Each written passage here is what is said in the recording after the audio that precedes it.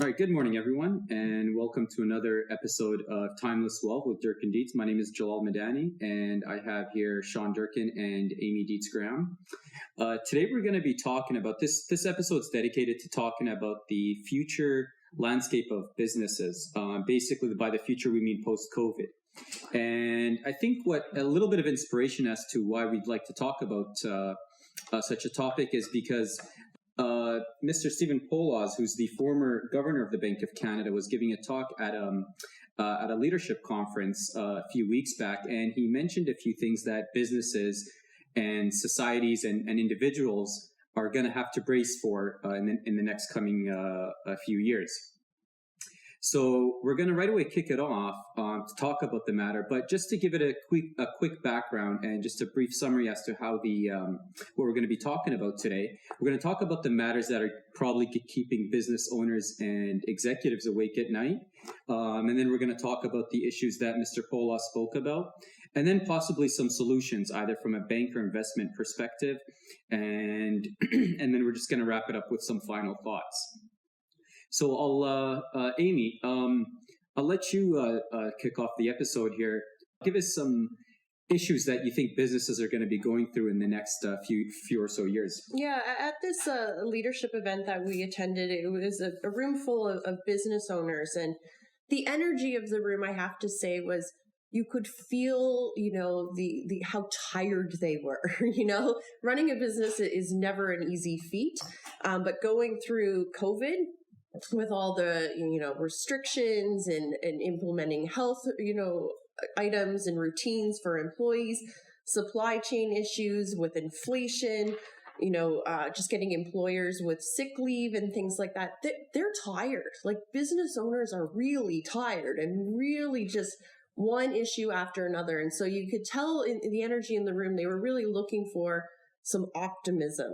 Like, where's the silver lining? Are we coming out of this COVID cloud and can we get back to normal?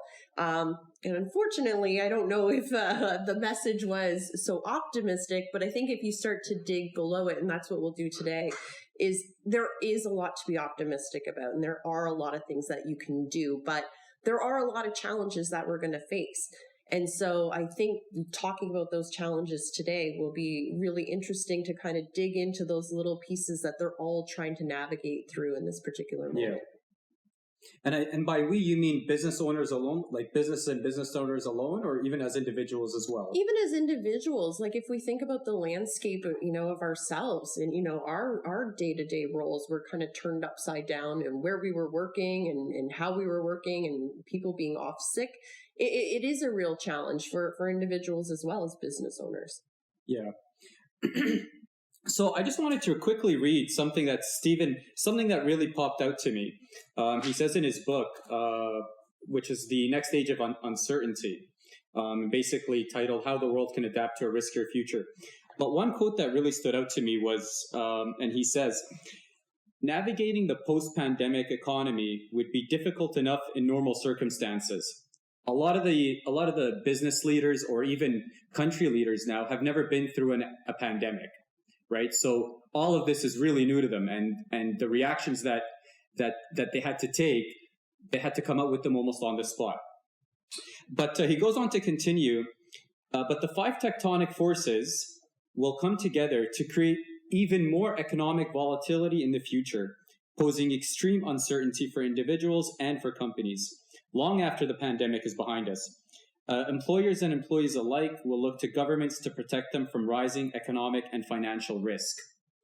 And I think what he's trying to say here is not only that post-COVID, or that COVID really affected businesses and relations between businesses and employees, or even the financial and economic landscape in general, but the forces that he's going to talk about, which we'll go through quickly one by one, they're going to add even more turmoil.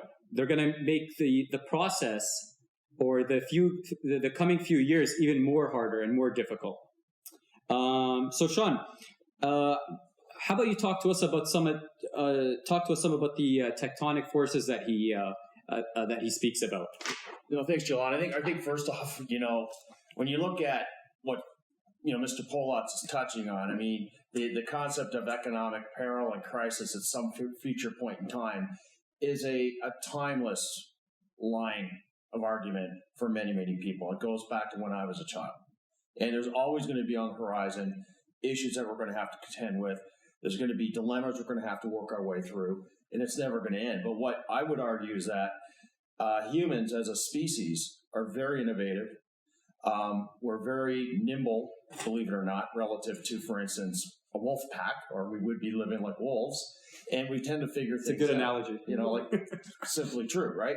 Well, don't bet against human ingenuity. Yeah. We tend to figure stuff out. We are a very innovative species, and we will figure things out. Now, even if we journey back to the pandemic, did we think we were going to have vaccines as quickly as we did? Like, we were talking when it first started, like, we're not going to have a vaccine for 10, 15 years. Like, that was the discussion.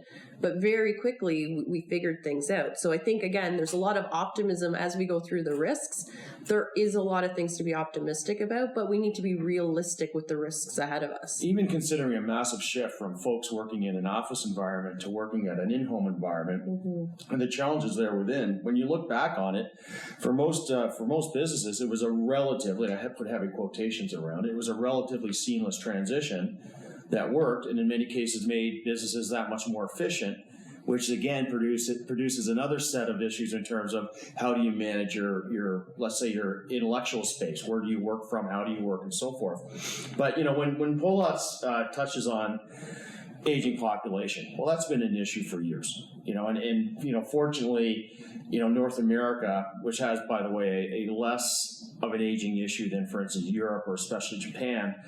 We can look to Japan and what's gone on there, and we can look to Europe, where Europe's probably about 10 to 15 years ahead of us on an age curve as well, and say, okay, what have they done to manage their labor force and so forth against an aging population? Technological progress, that's never going away, and I would view that as a positive.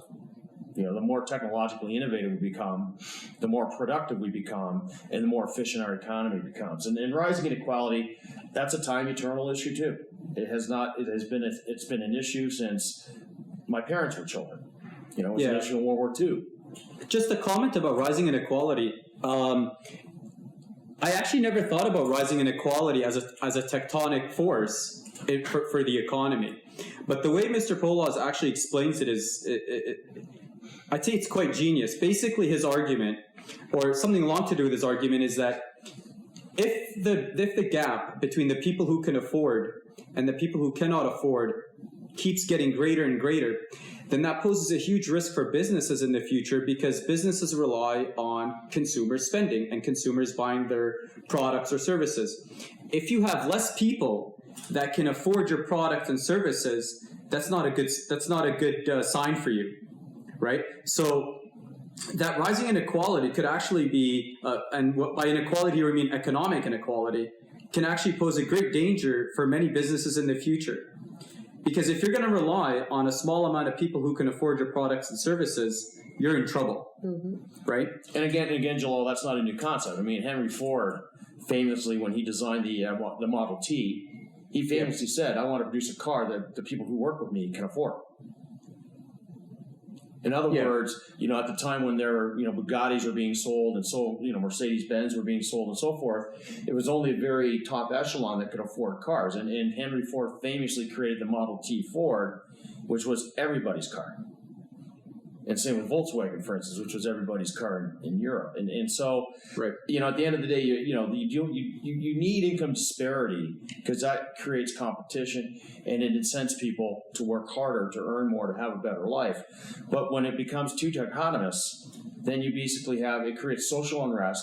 It disrupts the political spectrum. And to your point, long term is not great for business. Yeah. And then I think we have the last one.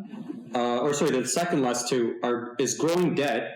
So basically debt is heavily growing, and climate change, and that businesses really need to start taking climate change more seriously, because it poses a huge risk against the development and the growth of their businesses.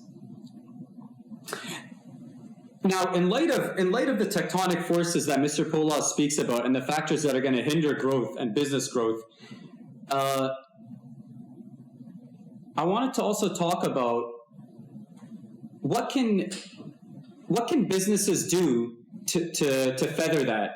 What can they do? What kind of services can they look for? What kind of specialties can they, will they have to look towards so that they can actually not only efficiently grow, but have a decent sized profit, for example, for them to keep going through their production and through their development? So I think there's a lot of different areas, and this is where companies need to be innovative and creative. And that's the beauty of a business, right? Is they're always innovating and creating. And that's why, again, when we go back to human ingenuity, I think we will solve a lot of these issues. But these are things we need to think about. How do you retain employees is a big struggle for business owners right now. Yeah. Because you have the aging population coming out of COVID, you're seeing some people finally deciding to say, okay, we're going to retire now, and there's not enough people to take on these other roles. So how do you retain talent? So getting really creative around your health and benefits plan, salary, work-life balance. There's a whole lot of different things that need to be done that businesses are now going through to figure out how do you keep those employees. Yeah, like speaking onto employee retention, RBC the other day, a couple days ago, was saying that they're going to invest about $200 million into their workforce to make sure that basically that they have employees working, right? And I think we've helped clients, coming up with different ideas around most companies have your regular health and dental plans, right? That's a pretty standard offering. Yeah. Well, with a younger generation, they're probably not on a bunch of prescriptions and things like that. So you may be coming up with something different, like a health spending account, where it gives them the flexibility to spend it on maybe a gym membership, things like that. So there's reviewing those types of old legacy plans to maybe make it more relevant for the newer age employee. Yeah. Another thing that, employees are facing is a lot of them want to be homeowners.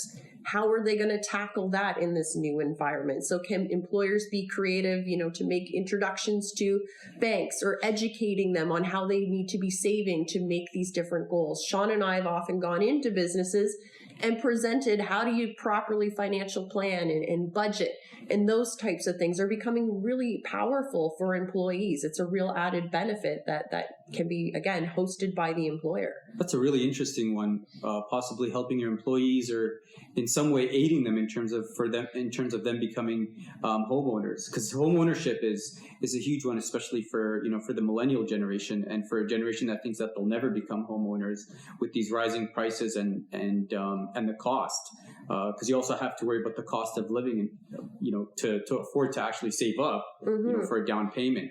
Well, in inflation, we're going through a rising interest rate environment, right? And the whole idea is that that's been the role of the Bank of Canada, is to keep that inflation number around the 2% target. Yeah. And why that's so important, because that's another factor that businesses right now, they're trying to manage through a bunch of uncertainty.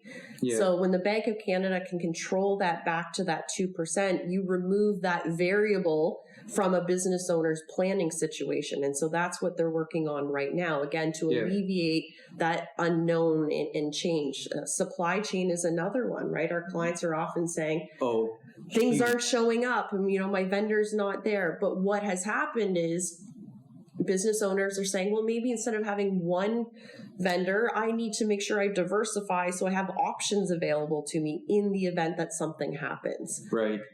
I mean, but then that also, I agree. I think having an array of suppliers would probably help. It's just that the suppliers sometimes at the end, if you don't buy from them a specific amount per year or volume per year, they just won't even sell to you, not even once. And so these are the kinds of issues that businesses are facing, right? Like, I know one company in the United States that decided to close shop, even though they have over $100 million in revenue, just because the owner was like, I have no time, nor the morale, nor the patience to deal with these shortages, to deal with this havoc that running a business is now, right? And then as a business owner, like you're worried about. It's a two-pronged worry, because from one spot you're worried about your suppliers and your vendors, and on the other side you're also worried about and your clients, and on the other side you have your employees and your business operations to worry about, right?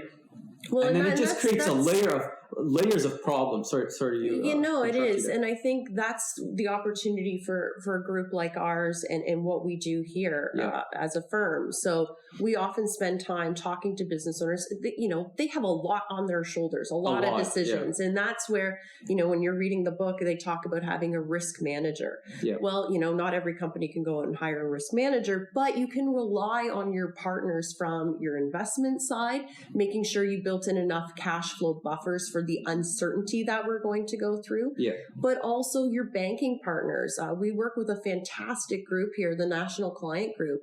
They're fantastic in terms of strategy for businesses. So again, business owners don't have to be left to do it themselves. Come to us and we can help you work through these different scenarios and these different planning issues to help navigate these unknowns and uncertainties. Yeah, so to basically outsource, for example, risk managers, business developers, business optimizers, right? Finding another firm or finding outside help or third-party help and aid, for example, in terms of making sure that your supply chain is operational. Like you're getting the products that you're ordering from your suppliers in a timely manner. Well, and it's funny too, because in our industry, we get a lot of visibility over a whole bunch of different businesses. So oftentimes we connect people with different companies or different vendors, or we've seen another scenario or a different solution where clients can come to us and they can kind of piggyback off of those ideas. Yeah. I think long gone are the days where, the business owners, they're going to have to, or they want to try to do everything, right? Like they want to be their own risk managers. They want to be their own marketers. They want this, they want that. I think not only has society in general gotten so complex, but running a business has gotten so complex because of technological progress, I'd probably say, that you just can't be your own marketer. Like you need to actually hire somebody who probably knows way more than you in marketing, right? And the different platforms for marketing. And for example, somebody who would be more technologically versed, right, in order to run your marketing initiatives, for instance. And the same goes for risk management. The same goes for, for a financial plan or even a business planner for your business. Things have gotten so complex that I think you need to look into hiring specialists, if not actually hiring them, at least outsourcing them and contracting them out to actually do the work, right? Like, for example, marketing agencies are prime example, excellent example. Marketing agencies a lot of times, they will work with companies to do their marketing initiatives and do their marketing planograms and everything. And I think that's great, that outside out of the box thinking for that firm. I think it does great. So as financial planners, for example, and wealth managers, like what do you bring forth to what can you bring forth to these business owners in terms of perhaps helping them through inflation or maybe hedging inflation or hedging risk or anything? Can you guys shed any light on that? Yeah, I think there's three core areas that we want to focus on, and I kind of call it the client efficiency initiative, because you need to take action. You can't be passive in this environment. Obviously, the landscape has changed dramatically in the last 3 years in terms of the cost of your inputs, the ability to source inputs, the importance of automation in your production or your service facilities, and so forth. So, what we recommend or what we suggest is you want to focus on three areas. The first two fall under the broad category of costs matter. And you want to make sure you're not leaking unnecessarily in some areas. So we want to take a look at, for instance, your banking, day-to-day banking. What are you paying for and what are you getting? And is there a way we can improve that? Get you more cost effectively. Secondly, and this could be even more important, especially with businesses and owners that need to invest within their businesses to make them more productive, because one way you can reduce the impact of employee inflation in terms of wage inflation is to be more automated in your processes, but that takes investment up front, is we look at your capital structure. And we ask the question, what are your terms? What are your conditions? What are the costs of those terms and conditions? And can we get more for less? So that would fall under the cost matter perspective. And then the third aspect would be, you got to make sure that you're properly structured on the home front to be successful, when you're basically going out in the world and succeeding. And so we want to basically make sure that our clients know what they own and why they own it, and that they're properly diversified and they're properly engaging in the environment as they should be, so that they don't have to worry about that. They can focus on what they need to do from a business perspective. So that basically, if I understand in very simple terms, optimizing their portfolio, optimizing the structure, not only of their portfolio, but even of their business as well. Like you said, costs matter. Yep.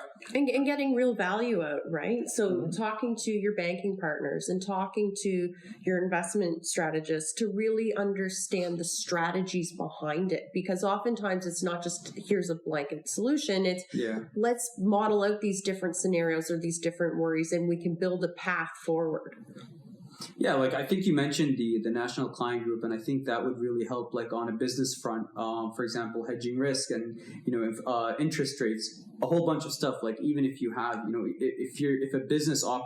if a business uses some type of material or commodities, I think having protection from the rising costs of those would be crucial. And then wealth advisors and financial planners such as yourselves, I think it helps to create a cushion or a buffer where if rates were to go up or some more, there's like that there's that protection, that added protection from any inevitable, I don't want to say fall, but any inevitable maybe like correction or just obstacle. The bottom line though is you want to be proactive. You want to have an element of proactivity over within your structure. And I think where I find outside experts helping anybody, and even in our case when we work with our coaches or work with yourself, Jalal, there's a enforced proactivity that's imposed upon us, and I like that. And that's what we can do with our clients is on things that day to day they may not be thinking about, that at some point they need to. We can proactively say, okay, let's consider this now. Take that off their plate and look at it on their behalf and come back with a solution for them. Yeah.